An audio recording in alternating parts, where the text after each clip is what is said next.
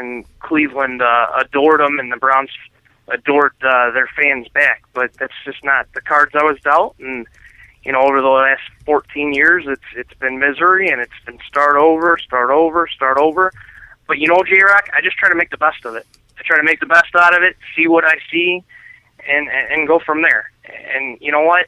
If you don't want to be a fan, then nobody's holding a gun to your head saying, you have to be a Browns fan. Then just get out of the room, So, misery loves company, and that's kind of where we're at with Browns fans right now. And I enjoy watching them every week. I enjoy writing about them. If I didn't, I wouldn't do it, and that's it. And I know I'm with you. I just wanted to, again, so many people, I think a lot of times people end up battling over the wrong issues of things, and they don't, like I was telling Mike yesterday, we're on different sides with the Indians and where they're going to end up. And I'm like, man, we're like so close to the same neighborhood. We're just taking two different angles of the same thing, and it's just, anyways, and that's the fun of what we do, when you can structure the conversation and have some real discussion, and I like that part of it. But it's all part of the dichotomy of being a fan. But anyways, I mean, at the end of the day, and that's why, hey man, it kills me. People hate on the Ravens for so many different reasons, and they should, and I understand why, but it kills me to watch them play, to know that regardless what color the uniforms are, the evolution of that franchise is what we should have went through here in Cleveland, because regardless of where the city moved, one day the same group of players was just in a different city, and the franchise evolved pretty much exactly the same way it would have evolved had it been here in Cleveland. And you watched them roll the Steelers last night, and you watch that game, you see those two teams go, and you go, man, what Browns and Steelers used to be, it's a shame, but it's the way it changed. You can't fix this. Even if the Browns start winning now, you can't change the fact that it was almost like a fork in the franchise's road, and now there's two Browns franchises in the NFL. There's the Browns and the new Browns, and they're both playing at the same time. They just call one of them the Baltimore Ravens. That's so true, J-Rock.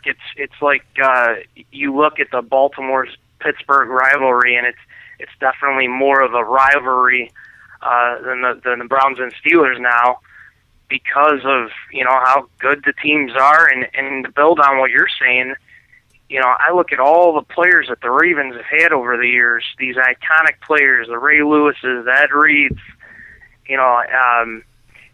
Jamal Lewis, even though he was a Brown. But I look at these players and I was like, man, those were Cleveland Browns. Like, it's tough to comprehend that those iconic players that played for Baltimore, that was our team. And, just, it's sad. It's sad. And in the end, we get stuck with a new head coach every year, a new quarterback every year, and it just doesn't end. So. And that's the thing, and that's what Browns fans, that's why they deserve a winner. And I'm telling you, somebody's going to put it together, and I really do think that Ray Farmer is showing some good stuff early on. I want to see more out of him. And, I hope Mike Pettin turns out to be the guy. But, I mean, whoever it is, just figure it out, identify him, and get him there. Because at the end of the day, Art Modell's problems were with Mike White and the city of Cleveland and the county of Cuyahoga and the state of Ohio. And nowhere in that list have I mentioned the fans of the Cleveland Browns. They were the ones that had their team taken.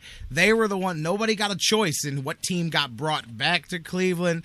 They're the ones that got the shaft all the way around, and it continues to be that way. And that is why I hope that at the end of the day, they can get somebody in there to just put some friggin' stability in there, because all BS aside, that line that I used earlier is the truth. The NFL is the biggest turnaround league in all sports. They have it set up the best, where a team can go from last place to the Super Bowl in literally one, maybe 2 seasons at most, if they have competent management. That's the if. The Browns have never had competent management. None, not a one of them since 99. So that's maybe where my guarded optimism comes from, that Ray Farmer is doing a decent job so far, because I see a lot of guys with a base skill level, and the Browns have not always had that. I still need him to continue to do it for another 2-3 drafts, continue to build the depth of that team, show me that you know what you're doing.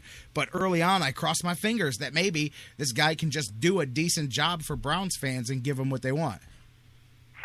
Yeah, J-Rock, and to go off what you're saying on the Ray Farmer thing, people don't realize there's only 26 players left from the 2013 roster. So, I mean, Ray That's Farmer a huge turnaround pretty much in came one in season. and turned it over again. And it's what we talked about last week. It's what Jonathan Knight talks about. Just get some stability. Just stay with something and just do something and stick with it and stop changing, and maybe you'll see results. They may not be pretty at first, like we're going to find out this year, but at least we can build on it and not break it down again. I mean, that's the bottom line. That's what it all comes down to. And I do agree with you. I think Ray Farmer, out of all these post-99 general managers and presidents that we've had, I think Ray Farmer and his staff have done a good job. And, we'll continue to see. I mean, they've still got to do a lot more to completely sway me and a lot of other people. But early results, I do like what I've seen. There's obviously going to be some keys, looking at how Gilbert develops and obviously what moves they make. I mean, really, next year's draft, too. And I'm not saying that in the usual way we say it, as far as looking ahead to next year's draft, but having multiple opportunities at the top of the draft again. I hope that means a quicker influx of some game breakers, hopefully, than you would normally have. You get that when you've got a couple of opportunities at the top. Although this year, as we've seen, sometimes you swing and miss, sometimes you swing and you don't know where that ball's going to land yet. That's where Justin Gilbert's at there too, and we'll see. But like I said, stability, that's the key, man. And that's what I'm hoping to see more than anything else. I agree with JK. I don't care if these guys go 0-16. Keep them there another year for the – and you can't. If you go 0-16, it's almost impossible not to make – you don't change everything, but you have to change something because it can't be okay to go 0-16, But you keep as much of it in place as you can because that's the only way you get better. Like you said, you bring new people in, guess what? Then only 26 of these guys will be on next year's team, and you're just doing the same stupidity over and over again.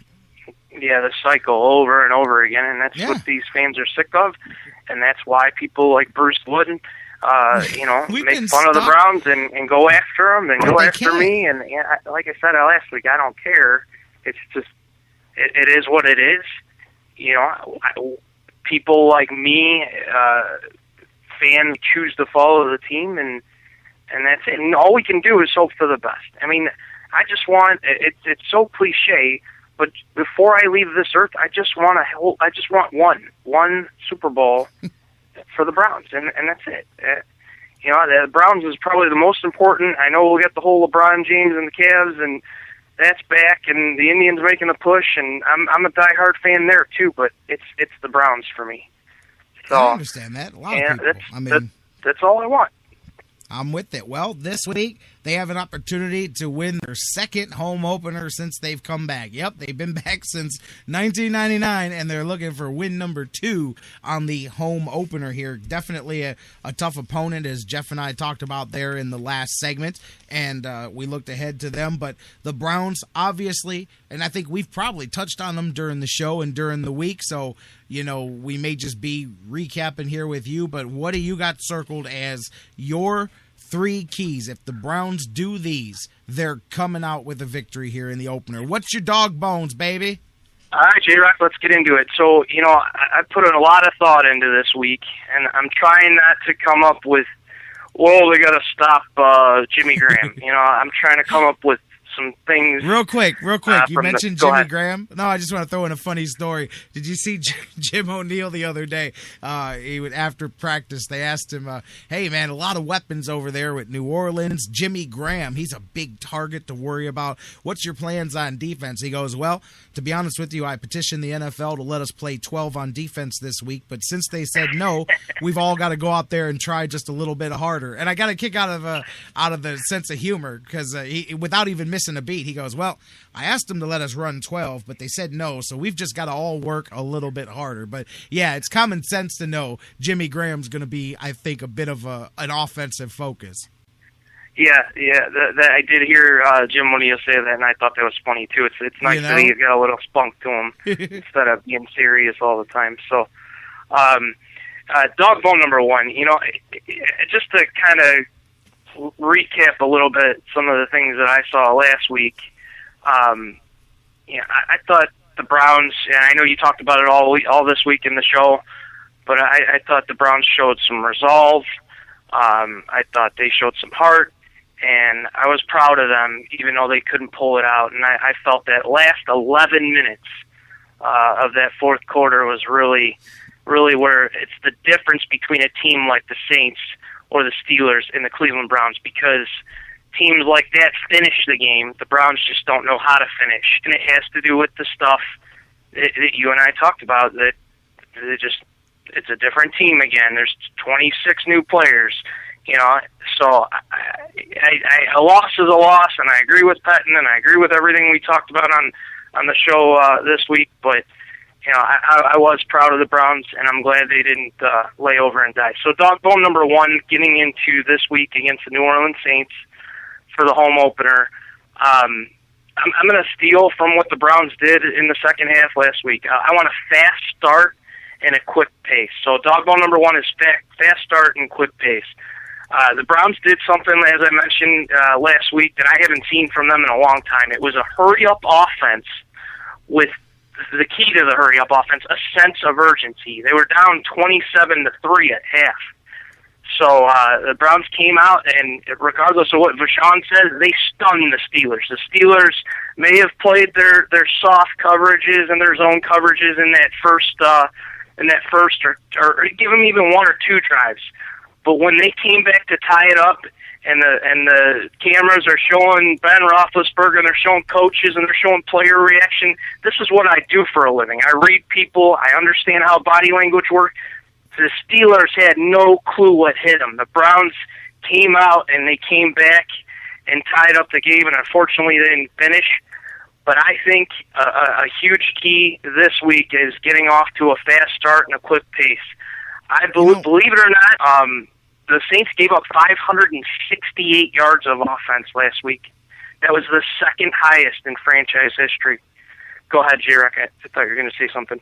Oh, no, I was just I was going to jump in because while you talk about the no huddle there in the second half, I found a little inconsistency with the coaches this week, because Mike Pettin definitely talked about it differently than Kyle Shanahan did. I don't know if you guys caught it or heard any of this. I don't know how much of this they play on the news and different things like that, but Mike Pettin talked about it being something that they went to out of need, and the fact that they had no plan, and this isn't a regular part of the offense. It's the 2-minute no-huddle offense, and they can't keep doing it. And I do agree that they don't have the depth in the personnel to do it all the time. But Kyle Shanahan had a completely different answer about that. He was asked the same thing about his thoughts of the no-huddle offense and having to go to it, and he said, no, we didn't have to go to it. We've been game planning to use it against Pittsburgh since back in the spring. This has been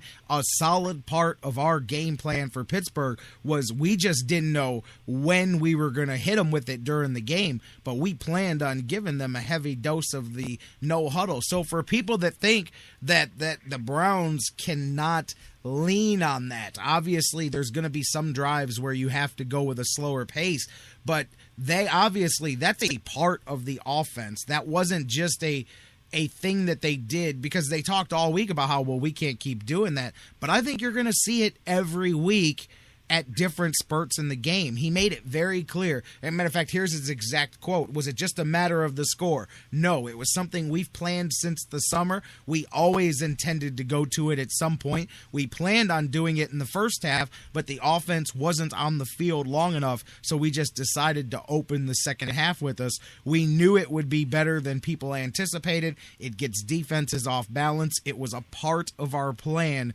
all along. So, I mean, clearly they plan on utilizing that more than they're letting on, and I think we saw some of that with what Shanahan said this week.